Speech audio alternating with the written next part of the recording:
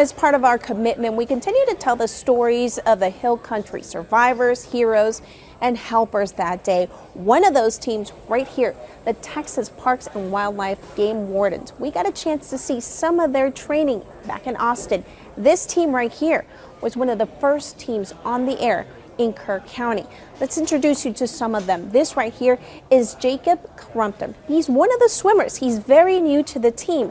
That rescue on July 4th was the very first real life scenario. You think you can get line to pull us all out? From getting the aircraft ready to getting the hoist down for practice recovery,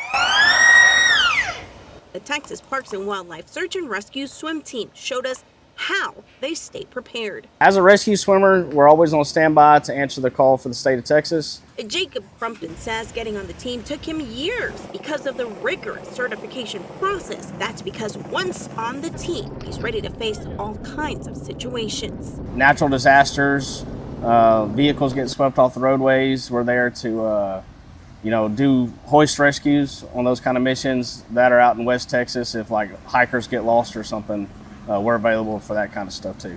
Just weeks from finishing his certification, he faced his first real-world scenario. He's kind of stable right now, but the water is coming. Crumpton was among the first aviation rescue teams to land in Kerr County on July 4th. Throughout the day, we probably did about 200 evacuations. We had both of our helicopters running, and then we had the Army Blackhawks were also helping. And I believe there was about 5 of those helping that day.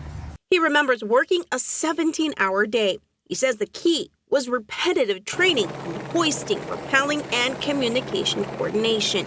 Doing the rescues, it was like everything we've trained for leading up to that point.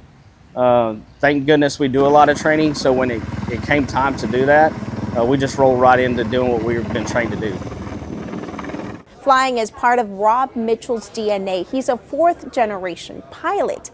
He's flown around the world, but that day, July 4th, he says was like no other. Robert Mitchell, Lieutenant Game Warden, a pilot. I spent 22 years in the Marine Corps. The last 13 of those years I was flying attack utility helicopters all over the world. Deck look back there. Game Warden pilot Robert Mitchell is at the controls of this training exercise. That's him up there. He's worked on wildland fires, tsunami and hurricane rescues, and volcanic response missions worldwide. What was different about going to the Guadalupe on July 4th? I'd say 1, the number of calls that we were getting, and 2, I've flown in some pretty bad weather, really, really bad weather, all over the world, all different environments. But the totality of the situation with the weather, the floodwaters, the debris, this was the worst environment I've ever flown in. The flight was high risk, but when the 3-person team learned how many people needed rescue, they agreed to keep going. And the word that I got before we took off was that nobody else was in the air, that we were it. So as far as we were concerned, if we didn't get there, nobody would. Early reports told them the survivors at Camp Mystic were safe. A few hours into July 4th, more Texas DPS Air and National Guard rescue teams arrived. Horsepower? Yeah. That's when Mitchell's team agreed to head to Camp Mystic. And Brent and I just looked at each other. I don't even think we talked. We knew that we had to go into Mystic. That was probably the toughest part of the day because I have 2 little girls. And we just we knew that we just needed to get them home. The team airlifted 36 of the camp's 200 girls flown to safety that day. And I know when you guys are doing it, it's just like, okay, let's go. Like you're in work mode, right? Did you ever get a chance to say anything to the girls or calm them? Every time we loaded a group of girls into the aircraft, I made it a point to stop before I took off. I wasn't able to say anything to them because they didn't have communications on, but I'd look over my shoulder and smile and just let them know it's okay. Technical flight operator Brent Biggs is a Kerrville native. He was instrumental in getting the team to Kerrville that day. Brent Biggs is preparing for a typical training exercise. He's up there, hanging from the side of the chopper. Biggs is the tactical flight officer, maneuvering the hoist and directing the pilot where to go to get the swimmer to the victim. The Kerrville native has been doing this kind of work for a decade, but the Hill Country flood event was different. That morning, July 4th, you heard the call for Kerrville, Kerr County. That's your community. What are you thinking when you're hearing this? At first I was just, those are my people, and was, anxious to get there and help. The weather was pretty dangerous and the helicopter's navigation failed. So the hometown local used his knowledge of the roads to guide the pilot to Kerrville.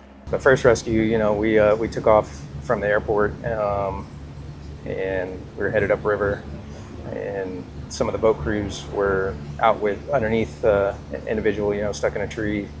I saw it raging. Yeah. Had you ever seen the Guadalupe like that? Just like a lot of chocolate milk on a river that's typically nice and clear. Seeing his community underwater and Camp Mystic devastated made this call feel personal. What was it like for you going into Camp Mystic? I had lifeguarded there, a couple times growing up on the river. Lifeguarding campers that were there swimming, so it hit a little close to home. Did you get a chance to interact with some of the girls that day? A little bit, loading them up into the helicopter, and just making sure they were okay with, what was going on. But yeah, just hearing them every time we took off, when we loaded up, 4 more girls in the aircraft each time. Every time we took off, you could hear them scream and cry once we, got overhead of the camp and saw the devastation along the river. As part of his job, he continued to return to Kerr County in the weeks after the flood, but it's also his home. You see the devastation that's still there, people still hurting, trying to recover, and so it's definitely a long process, and the hardest part starts once everybody leaves, and there's still work to be done. There were over 12 air teams that were part of the rescues that day. This is just one of those teams. We are so very grateful for everyone that had a hand on that day. You can read more about their stories on ksat.com.